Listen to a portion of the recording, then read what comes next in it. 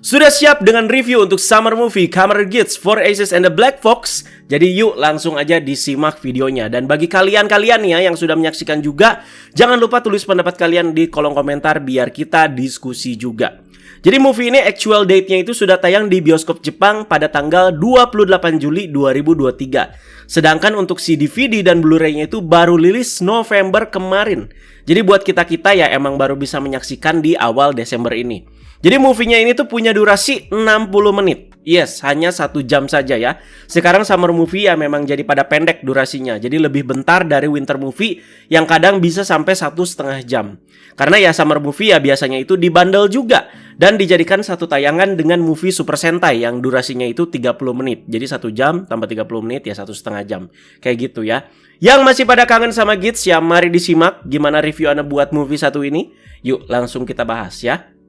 Nah, berbicara dulu soal continuity dan juga placementnya pada premis cerita movie Geats 1 ini, uniknya, dan ini tuh keluar dari statementnya bapak head writer-nya langsung, yaitu si Bapak Yuya Takahashi. Di mana Pak Yuya itu membiarkan para penonton yang menilai sendiri dengan paradigma masing-masing ada di mana kesinambungan film satu ini. Oke, kalau Anda teliti ya, jadi movie ini tuh tayang di antara episode 45 dan juga 46 Kamen Rider Geats. Berarti itu di mana ceritanya itu lagi ada di saga-saga akhirnya.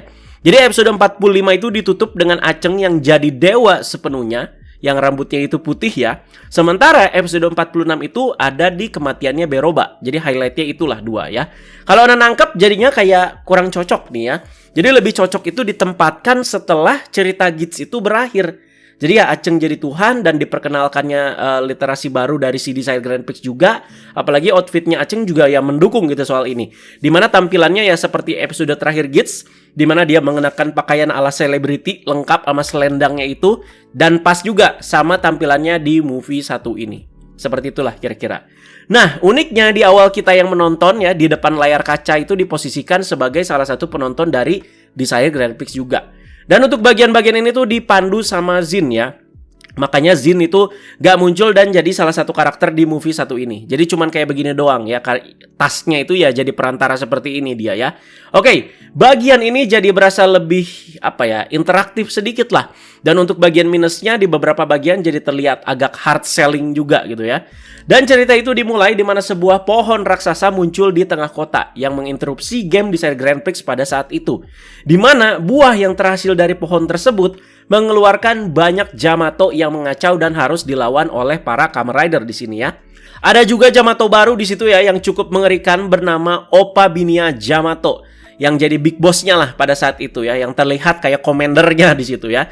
Jadi Oppa Binia itu kayak sejenis sama Marella tuh ya, si Daichi yang mode si Jamatonya. Jadi kayak makhluk yang hidup di zaman primal dulu lah. Ini konsep-konsep Jamatonya juga bagus ya makin kesini ya. Jadi fight-nya ya cukup oke di bagian awal ini dan puncak pembukaannya ya ada di si Aceng yang berubah jadi Geats 9 yang datang belakangan dan juga diiringi dengan fight-nya yang as always ciamik ya.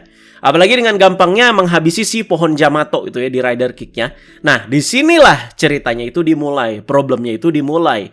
Dimana karena ulah seseorang, tiba-tiba waktu itu diberhentikan. Dan dunia itu terbagi menjadi 4. Dimana karakter utama kita, Ukyo Ace juga terbagi menjadi 4. Jadi permainan dengan nama game kehancuran dunia pun dimulai. Nah, terbaginya 4 dunia dengan beberapa latar yang kontras satu sama lain ya dirasa cukup oke lah. Dimana ini juga membuat pembagian karakternya dirasa cukup adil. Apalagi dibuat semakin matching dengan adanya 4 ace dengan personality yang berbeda-beda. Jadi ada dunia nih ya dengan latar western ala-ala cowboy ya. Ini udah kayak Red Dead Redemption. Di situ kan ada si Azuma dan juga ada si Haruya Win dan juga Ace Ukyo yang punya keunggulan di kekuatan. Terus ada nih di dunia dengan latar Jepang jadul, ada Neon dan juga si Ace Ukyo yang punya keunggulan di kepintaran, wisdom lah ya. Dan ada dunia juga dengan latar pantai ala-ala orang terdampar ya. Di situ ada Sumuri dan juga Mbak Saeganaha ya dan juga Ace Ukyo yang punya keunggulan di keberuntungannya. Dan di dunia dengan latar seperti kayak tahun 70-an 80-an ya, ada Keiwa dan juga Ace Ukyo yang keunggulannya itu di sini masih dipertanyakan. Tapi terlihat dia itu suka memainkan alat musik ornika ya. Nah, untuk bagian-bagian ini memang lebih kental dengan unsur kocak dan juga komedinya. Sembari cerita dan beberapa teorinya itu ya jalan secara santai dan juga tidak terburu-buru. Yang paling kocak ya tentu di dunia koboi ya. Pasti semua setuju. Ngakak terus aneh juga di situ ya. Jadi Ace-nya kuat tapi dongo dan gak punya otak. Jadi mau berubah Race Buckle malah dilempar lah. Itu pasti aduh terngiang banget bagian itu ya. Terus harus dihensinin sama si Bava lah. Terus pas udah berubah Magnum shooternya malah dipakai mukul daripada nembak. Sampai si bapaknya marah, woi pakai pistolnya yang benar gitu. Terus ada juga naik kuda terbalik sampai jatuh juga ya. Terus sampai ada juga bagian itu dia gendong si Bava. Udah kayak ini teman-teman ya, Susanoo-nya si Sasuke digendong sama Kyuubi-nya si Naruto gitu ya. Iya ya kayak gitu teman-teman ya. Jadi kocak banget lah bagian-bagian yang itu ya. Nah kalau Ace yang sama si Neon itu ya memang pinter ya, ada wisdom. Jadi pas dikejar sama Yamato, dia itu pinter ngambil rute-rute sampai bisa kabur. Tapi secara fisik, payah banget. Udah beres dikejar-kejar, langsung mual dan juga langsung muntah. Gak enak badan ya.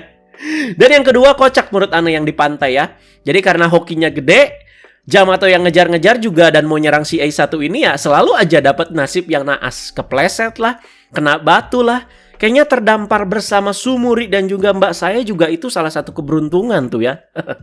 Oh ya jelas lah ya, Ana juga mau kayak gitu ya. Lucky, happy.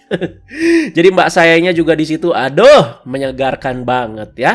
Nah, di sini tuh bukan Hideyoshi Kan yang berperan sebagai S. Ukyo ya, tapi Hideyoshi Kan berperan menjadi diri sendiri, sebagai diri sendiri.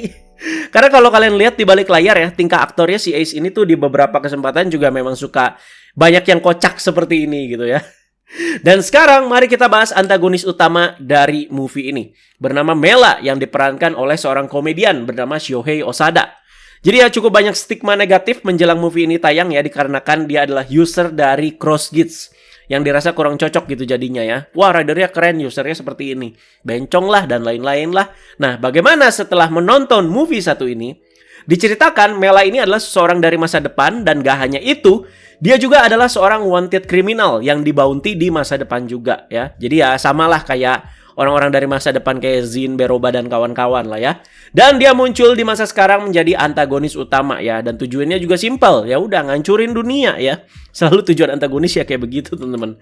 Mela di satu sisi ya menghadirkan apa ya, karakterisasi baru yang unik menurut Ana. Tapi sayang sekali ya di sini tidak membekas. Kita tahu gitu dia itu cukup kuat. Karena dia itu kuat, makanya ya kayak suka ngejek lawannya ketika bertarung, dan bertarungnya ya sambil bersenang-senang gitu ya. Jadi tipikal villain yang suka bersenang-senang dan suka bikin rusuh lah. Jadi bukan tipe-tipe antagonis yang kebapak-bapaan gitu ya, yang cool, yang jarang ngomong gitu ya. Nggak ada yang bisa dibahas terlalu dalam sih mengenai antagonis satu ini. Ini juga kan karena permasalahan durasi ya. Bukan berarti jelek, tapi karena ada beberapa poin yang menurut Anda cukup menarik, tapi udah cukup oke lah untuk standar sebuah movie Kamen Rider. Sedangkan kehadiran Melo yang diperankan sama Haruka Kudo, ya ini sih untuk menambah kemeriahan aja sih ya. Dimana ada antagonis utamanya yang suka bersenang-senang, yang punya karakter seperti itu, dan diberi partner wanita yang punya karakter hampir serupa. Jadi mau ala-ala Joker sama Harley Quinn lah ini ya. Oke, sekarang bahas CrossGears-nya. Oke, CrossGears-nya keren. Dimana emang ada asal-usulnya juga terlebih dahulu. Dimana Mela setelah dunia terbagi 4 ini tuh punya misi untuk mengumpulkan para karakter unik. Jadi karakter unik yang dimaksud ini adalah si Ukyo Ace. Dari 3 karakter Ace ini terciptalah CrossGears Race Buckle.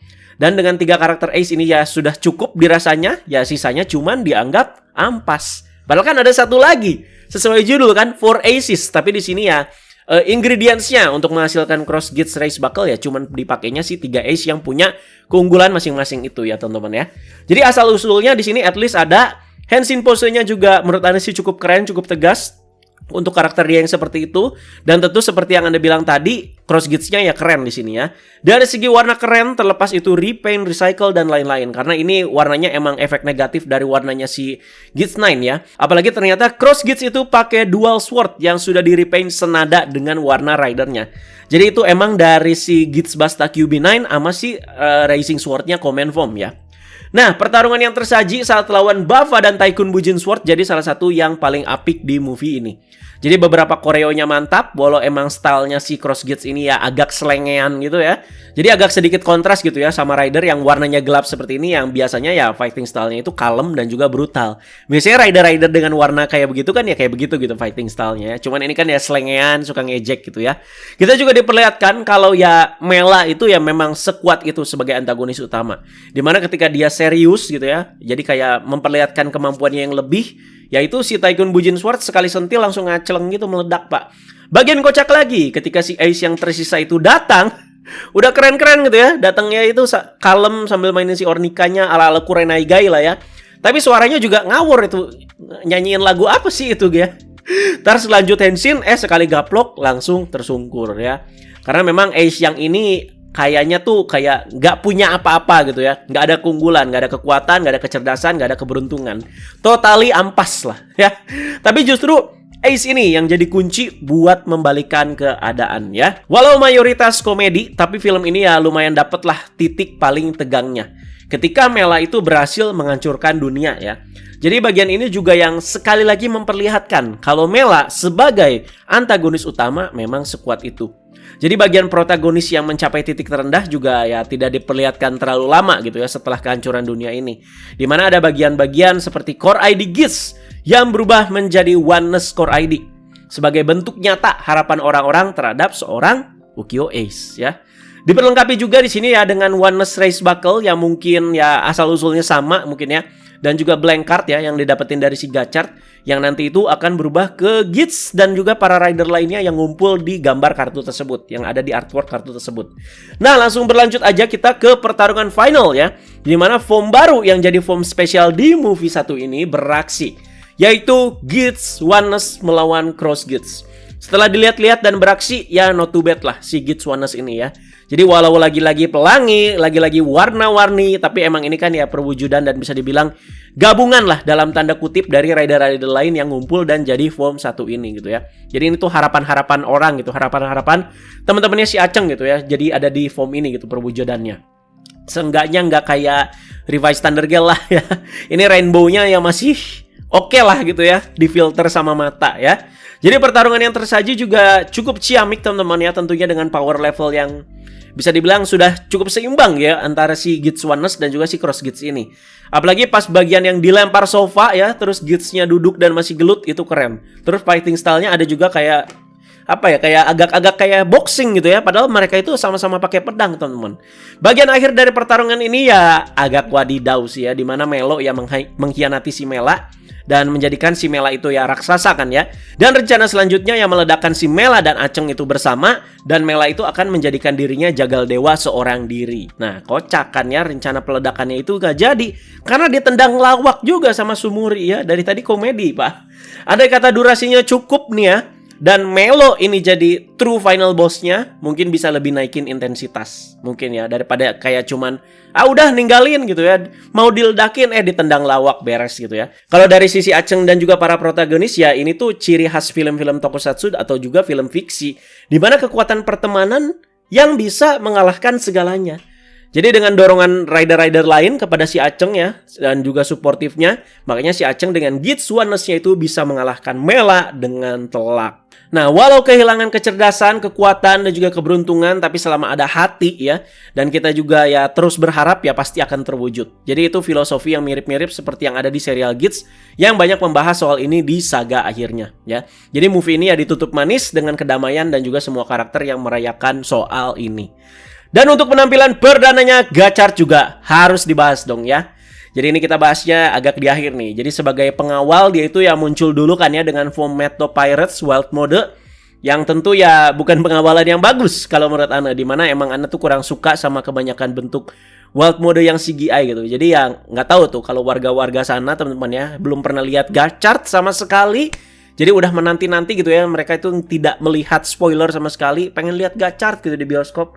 Terus udah gitu lihat datang-datang ini mobil apa, mobil CGI burik kayak begini pak. Terus juga Mad Pirates kan emang aneh juga ya paling kurang suka gitu ya untuk si Wild Mode-nya. Tapi ketika dia real beraksi ya dengan sistem hopper, jempol banget menurut Ana sih. Mungkin anak atau kalian juga jadi bertanya-tanya seperti ini. Lah, perasaan Gachard nggak kayak begini deh di serialnya. Di mana dia itu memadukan kekuatan Rider dan ilmu alkemi ketika bertarung melawan para Yamato. Jadi benar-benar memanfaatkan surroundingnya itu ya. Jadi musuh itu dibelenggu pakai besi, ngeluarin riak air. Jadi benar-benar kayak Edward Elric banget itu. Gak pernah terjadi di serialnya. Gak pernah seperti itu. Bahkan Hotaru dalam wujud manusianya aja gak pernah pakai ilmu alkimia, teman-teman. Ya udah, dia berubah aja jadi Gachard. Mungkin ya akhir-akhir ini aja ya, ketika memendekkan dan juga memanjangkan si X Gachalibur. Nah, itu mungkin bisa. Jadi menurut Ana oke lah debutnya Gachard di sini ya. Oke, sekarang Ana tentunya mau ngasih beberapa pendapat yang ada di movie satu ini. Jadi untuk movie Guides for Aces and the Black Fox ini ya sudah memenuhi standar movie-nya Kamen Rider lah. Bener-bener standar. Beberapa kelebihan ada, kekurangan juga ada. Dan kesan setelah menonton ya Ana cukup terhibur tentunya, tapi ya biasa saja. Jadi nothing spesial gimana, apalagi sampai buat terngiang dan jadi bahan pembicaraan sampai berlarut-larut gitu ya. Jadi ya cerita standar, gak sampai ada plot twist yang gimana banget, gak membuat sebuah teori baru yang bikin rumit, ya biasa aja gitu. Jadi semua problem dan masalah sangat asentris sekali juga ya, sampai-sampai beberapa keunikan karakter masing-masing gak dapet gitu jadinya. Padahal pembagiannya udah enak tuh, lewat terbagi 4 dunia di awal cerita. Apakah karena banyaknya komedi, movie satu ini tuh bisa jadi pembelaan? Lah Gan, ini kan tajuknya film komedi gitu. Yang enggak juga dong ya. Oke, di bagian-bagian lucunya kita itu banyak dibikin ketawa gitu ya. Tapi kalau kita masuk lagi nih ya ke plot dan jalan utama dari ceritanya, ya bener-bener sangat biasa aja guys ya. Entah kenapa rasanya ya sudah sangat lama sekali gitu ada movie Kamen Rider yang benar-benar nampol ya. Jadi suguhannya sekarang kayak nggak ada yang menggugah selera gitu ya. Hanya sekedar biar ada aja gitu ya. Jadi gini ya guys ya. Guides ini tuh sangat luas sekali loh ya. Jadi Bapak Yuya Takahashi sebagai writer utama bisa aja menuangkan resources yang ada seliar-liarnya untuk membuat satu movie dari serial yang lebih proper dan lebih terasa padatnya. Jadi ya jangan build up yang selama ini diproses di serialnya berakhir sia-sia guys ya. Kita udah tahu betapa memorable-nya gitu Kamen Rider Guides ya. Jadi kesampingkan dulu lah kelogisan. Seperti kayak si A atau si B kan udah mati di serialnya. Jadi ya nggak cocok dong kalau muncul di movie-nya. Kita kesampingkan itu dulu. Kita kesampingkan kelogisannya. Ini aja kalian lihat nih. Si Mbak saya sama si kakek aja tiba-tiba ada temen-temen ya. Nah, padahal di Guides kan banyak sekali gitu karakter-karakter memorable dan berkesan. Seperti kayak Niram, Beroba, Kekera ya. Kenapa nggak dimanfaatkan untuk hadir di suatu movie dan bikin yang lebih proper melibatkan karakter-karakter yang ada sejauh ini. Bahkan Daichi Akashi beliau aja nggak ada di sini ya. Sekali lagi kesampingkan kelogisannya. Kita memanfaatkan bahan-bahan yang ada gitu ya. Kita masaknya kayak gimana terserah kita. Terserah Pak Yuya maksudnya ya. Oke, kalau mau bikin seperti itu berarti jatuhnya ya nanti ke non-canon atau alternative timeline mungkin ya. Ya nggak masalah. Tapi Ana sangat yakin bakalan lebih oke. Mengingat misteri di serial Guides juga masih banyak ya. Kenapa nggak bikin kesinambungan atau dimanfaatkan juga lah istilahnya, itu juga bisa. Itu jadi opsi kedua juga ya. Di sini kan cuma ada kehadiran 4 karakter utama Guides plus Sumuri plus Mbak Sae plus si Engkong plus Jin dan juga 2 antagonis. Jadinya membuat movie satu ini tuh terasa sempit ya. Padahal Guides tuh seluas itu loh ya. Jadi sekali lagi dengan resources yang ada ya bisalah bikin cerita yang lebih menarik ya. Dan kalau mau membandingkan nih sama apa yang apple to apple ya, sama movie real time deh ya. Sama-sama ditukangi sama Bapak Yuya Takahashi kan ya. Itu juga movie terakhir yang ditulis juga kan sama si Pak Yuya ya dari si serial Zero One. Wah, bandingin sama real time jauh Pak, gila. Jauh Pak. Penurunan banget dari real time. Sorry Ana harus ngomong gini ya. Karena lihat berapa banyak karakter tuh yang terlibat di real time. Dan porsinya semuanya enak teman-teman ya. Tapi nggak menghilangkan peran Aruto sebagai pemeran utama. Begitu loh maksudnya ya. Jadi movie ini tuh jadi kayak hanya sekedar absensi. Biar satu serial Kamen Rider itu punya summer movie ya. Jadi nggak ada niatan menghadirkan sesuatu yang lebih spesial dari biasanya. Ini Ana terang-terangan aja ya ngomongin pendapat pribadi. Silahkan kalian mau terima apa tidak. Bukan karena Ana tuh sensi sama Guides gitu ya. Sekarang banyak pemuja-pemujanya yang gak wajar. Enggak Pak ya. Ana suka Guides. Ana sangat suka sekali. Cuman sangat menyayangkan aja. Jadi di sini bahan yang banyak ini kenapa nggak dimanfaatkan aja. Cuman emang Ana berasa agak kurang aja gitu movie satu ini ya. Untuk sekedar terhibur ya dapet lah. Apalagi kocak-kocaknya juga dapet lah. Apalagi yang bagian koboi-koboi itu kan sampai ya lumayan lah gitu ya, bisa kita ingat gitu lucu-lucunya teman-teman ya. Tapi untuk yang poin-poin pentingnya ya nggak ada yang bisa diingat gitu ya, nggak ada yang bisa bikin terngiang gitu ya. Jadi sarana yang pas lah kalau buat yang belum bisa move on dari Geats dan juga masih kangen sama karakter-karakternya, ya bisa lah teman-teman ya. Sekali lagi kelebihan itu ada, kekurangan ada. Tapi ya nggak sampai ampas banget lah ya. Ana juga kan nggak bilang seperti itu dari tadi. Dan skor Ana untuk Summer Movie Geats for Aces and the Black Fox ini 6,8/10. Seperti itu ya guys ya.